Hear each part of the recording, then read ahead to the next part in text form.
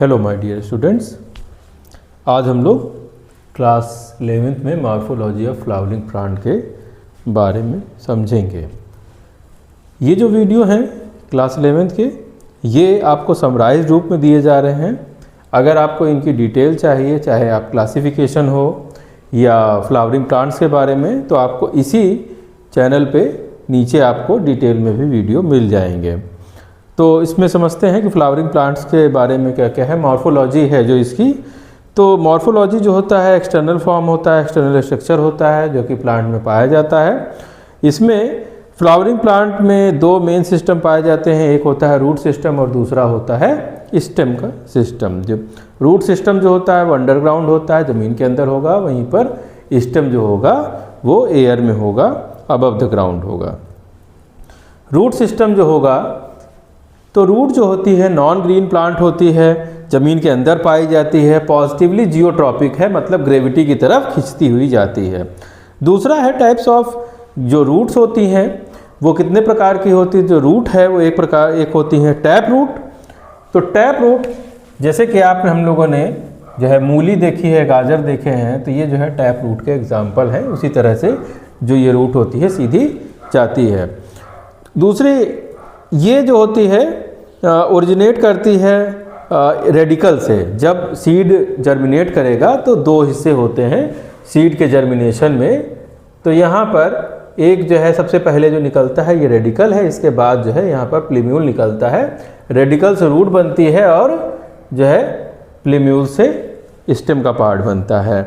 तो रेडिकल से ये बनती है। इसके बाद जो मेन रूट होती है, अब यहाँ पर तीन प्रकार की रूट्स होती हैं, जैसे कि एक हुई प्राइमरी रूट, इसके बाद जो निकलेगी वो सेकेंडरी रूट होगी, और इसके बाद जो निकल रही होगी वो टर्सरी रूट होंगी। इस तरह से ये जो है इसको बताया जाता है। अगला जो है ये जो होती हैं डाइकॉट में पाई जाती हैं, मोनोकॉट में इस तरह की रूट नहीं पाई जाती है।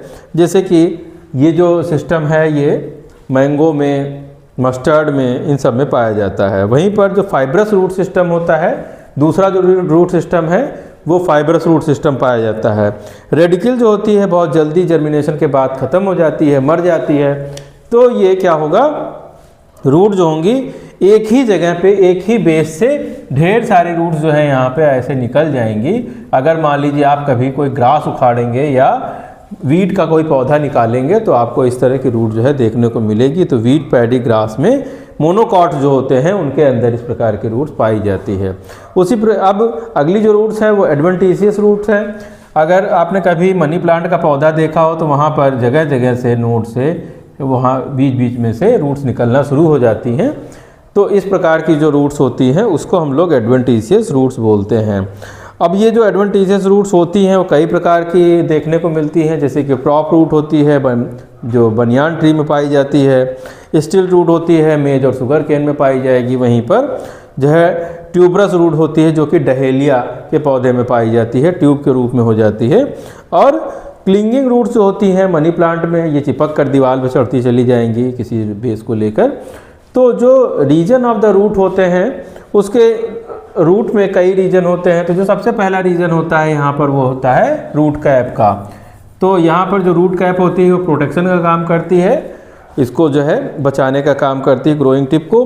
इसके बाद जो रीजन होता है, यहाँ पर जो रीजन होता है वो सेल डिवीजन का है। यहाँ पर सेल जो होगी वो बहुत तेज़ी से डिवाइड करेगी। इसके बाद रीजन ऑफ सेल इलोंगेशन होगा।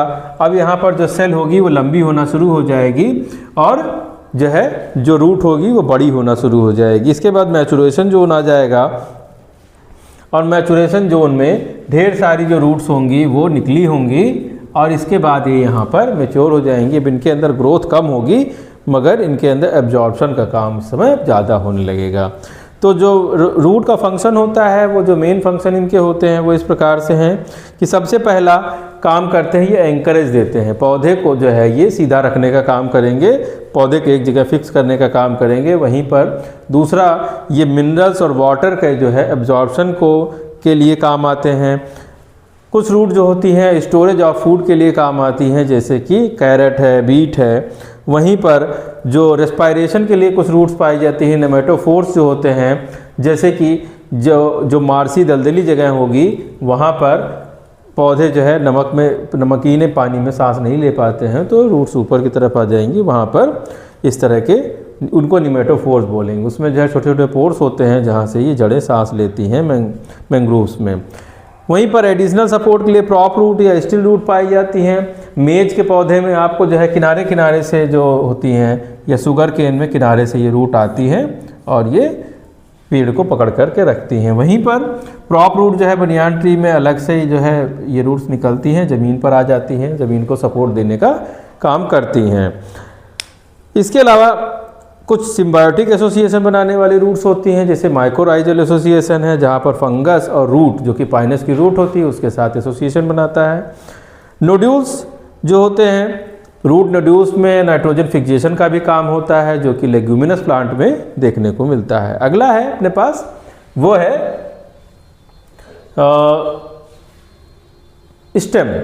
तो जो स्टेम है वो प्लीम्यूल से निकलता है और इसके बाद इसके अंदर पाए जाते हैं नोड्स और इंटरनोड्स। बीच बीच में इसमें नोड और इंटरनोड्स पाए जाएंगे और ये ढेर सारी पत्तियों को बियर करता है। फ्लावर और फ्रूट इन सभी को जो है बियर करने का काम करता है, वो हमारा स्टेम है। तो एक तो ये एरियल पार्ट होता है, वाटर का जो कंडक्शन करता है, पानी को ऊपर ले करके जाता है और फूड को भी ले जाने का काम करता है। ये कई जगह पे स्टोरेज का काम करेगा, जैसे कि पोटैटो है, जिंजर है, ये सब एक प्रकार के स्टेम हैं। वहीं पर फोटोसिंथेसिस का काम करेगा, ओपनसिया है या ग्रीन स्टेम का जो हिस्सा होता है वो फोटोसिंथेसिस का भी काम करता है। प्रोपगेशन में भी काम आता है, जैसे कि आप इसको कटिंग से लगा सकते हैं, शुगर केन हो या रोज़ कटिंग हो, ये सब इसमें ये रिप्रोडक्शन का भी काम करता है। स्टेम जो होती है कई प्रकार से मॉडिफाई हो जाती है। तो मॉडिफिकेशन अंडरग्राउंड भी हो सकता है जब ये फूड को स्टोर करने का काम करने लगता है, जैसे कि राइजोम होती है, जिंजर या टर्मरिक। वहीं पर ट्यूबर जो होता है वो होता है पोटैटो, बल्ब होते हैं अनियन और गार्लिक होगी। वहीं पर कॉर्न जो होता है वो होता है कोलोकेशिया अरबी जिसे बोलते हैं। उसी प्रकार से सुबराइज्ड स्टेम भी पाई जाती हैं जहाँ पे वेजिटेटिव प्रोपगेशन होता है। रनर्स होते हैं स्ट्रॉबेरी में, स्टोलेंस होते हैं जैस्मिन में, सकर्स पाए जाते हैं मिंट में, ऑफसेट पाया जाता है वाटर हाइकेंथ या पिस्टिया में।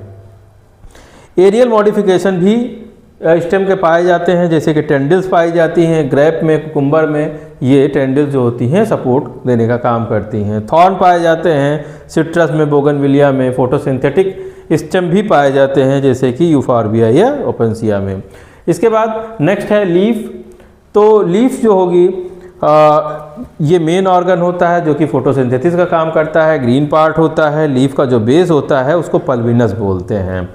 और इसके आगे जो पल्विनस के जो आगे का हिस्सा होता है उसको हम लोग जो है पीटियोल बोलते हैं। और इसके बाद जो है यहाँ पर ये रैकिस है, इसके बाद ये एक प्रकार की लीफ यहाँ पर बनती है।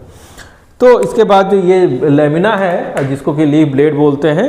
इसके बाद जो वेनेशन होता है, वेनेशन रेटिकुलेट हो सकता है। वेनेशन का मतलब होता है जालियाँ। तो कुछ में क्या होता है, ढेर सारी जालियों की तरह स्ट्रक्चर पाए जाते हैं, तो इसको रेटिकुलेट बोलते हैं। वहीं पर कुछ में जो होता है, जो मोनोकॉट्स प्लांट होते हैं उनके अंदर जो वेनेशन होता है वो पैरेलल होता है, धारियों की तरह इस तरह से जाएगा, तो इसको जो है पैरेलल वेनेशन बोलते हैं। ये मोनोकॉट्स में पाया जाता है।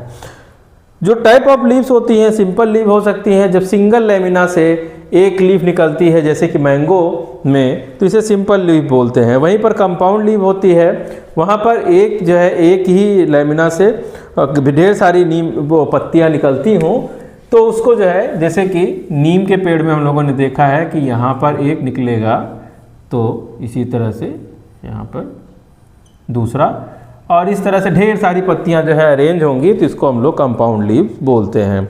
फिलोटैक्सी जो होती है, फिलोटैक्सी जो होती है वो लीफ का अरेंजमेंट होता है, किस तरह से लीफ जो है वो अरेंज है। तो अल्टरनेट हो सकती है। अल्टरनेट जैसा कि अभी हम लोगों ने नीम में देखा कि एक यहाँ से, एक यहाँ से, एक यहाँ से, एक यहाँ से, इसको अल्टरनेट बोलते हैं। वहीं पर दूसरी जो होती है वो अपोजिट होती है।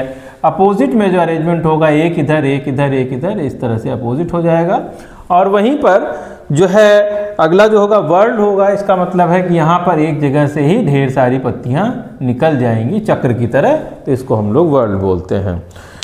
लीफ के जो मॉडिफिकेशन होते हैं, लीफ जो होती है स्पाइन में कन्वर्ट हो जाती है, कैक्टस में, टेंडिल में कन्वर्ट हो जाती है, पी में। वहीं पर स्टोरेज लीव्स जो होती हैं वो अनियन होती है, या इंसेक्टिवोरस लीव जो होती हैं वो पिचर प्लांट या वीनस फ्लाई ट्रैप को कह सकते हैं। फिलोड जो होते हैं वो फ्लैटेंड पीटियोल हो जाता है इसमें, और इसको जो हम लोग फिलोड बोलते हैं। नेक्स्ट है हमारा फ्लावर। तो जो फ्लावर है उसके 4 पार्ट होते हैं। पहला होता है कैलिक्स, दूसरा होता है कोरोला।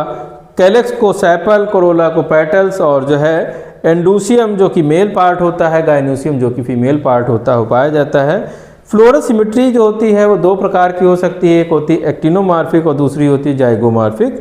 एक्टिनोमार्फिक का मतलब है कि जब फ्लावर को काटेंगे तो वो रेडियली जो है एक किसी भी जगह से बराबर कट जाए, तो इसे एक्टिनोमार्फिक या मस्टर्ड इसका एग्जाम्पल होता है। वहीं पर जाइगोमार्फिक का मतलब है कि जब इसको काटेंगे और ये सिर्फ 2 भागों में बट रहा हो, तो एक जगह से ही 2 भागों में बटे, तो इसे जाइगोमॉर्फिक बोला जाता है। तो इसको इस तरह से रिप्रेजेंट भी किया जाता है जब फ्लावर फार्मूला बनाते हैं। तो ब्रैक्ट्स जो होते हैं लीफ लाइक स्ट्रक्चर होते हैं, बेस ऑफ पेडंकल जो है पेडंकल में पाए जाते हैं।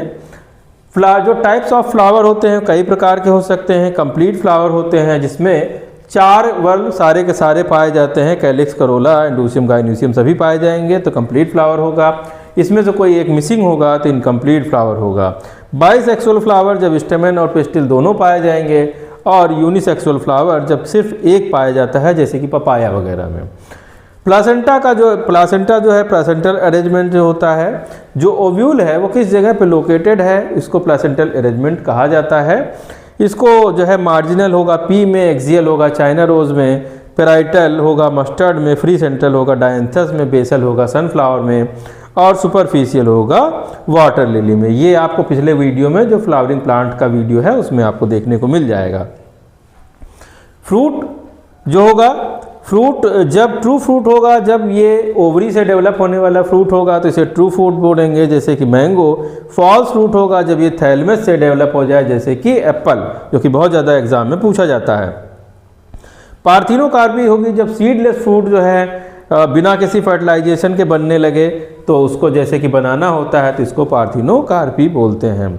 जो सीड है वो 2 प्रकार का होता है, एक डाइकॉट होता है और दूसरा मोनोकॉट सीड होता है। डाइकॉट में 2 जो है कोटिलीडॉन पाए जाएंगे, पी और जो है बीन्स, इन सब में। वहीं पर मोनोकॉट जिसके अंदर सिर्फ एक ही कोटिलीडॉन होगा, जैसे कि मेज या राई, पैडी या वीट, ये सब मोनोकॉट हैं। तो इस तरह से जो है हम लोगों ने समझा। उम्मीद करते हैं आपको समझ में आया होगा। Thank you.